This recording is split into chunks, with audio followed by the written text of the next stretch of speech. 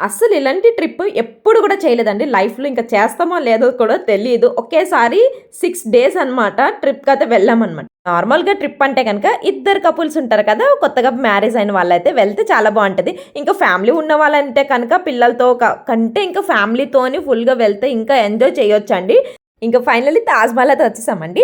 6 years దగ్గర దగ్గర అయిపోతుందండి తాజ్‌మహల్ చూసేసే. అది కూడా ప్రెగ్నెంట్ టైమ్‌లో అనమాట. ఒక మంచి మెమోరీస్ తెలుసా? అస్సలు టైర్డ్ అవ్వకుండా 5 మంత్స్ ప్రెగ్నెంట్ ఉన్నప్పుడు కూడా నేను తాజ్‌మహల్ మొత్తం వాక్ చేశానండి. అలానే లోటస్ టెంపుల్ కూడా అంత దూరం ఉన్నా కూడా నడిచేసాననమాట. ఇక్కడ మీ అత్తయ్య ఉన్నారా లేదా అనేసి మీకు డౌట్ రావచ్చు. సో, తనైతే ప్రెజెంట్ వెళ్ళిపోయారండి. విలేజ్‌కైతే వెళ్ళిపోయారనమాట. మళ్ళీ ఒక 10 ఇయర్స్ తర్వాత అయితే తాజ్‌మహల్ రావాలనేసి అనుకుంటున్నాను. ఎందుకంటే ఇదే మెమోరీస్ మళ్ళీ అప్పుడు క్యాప్చర్ చేద్దామనేసి.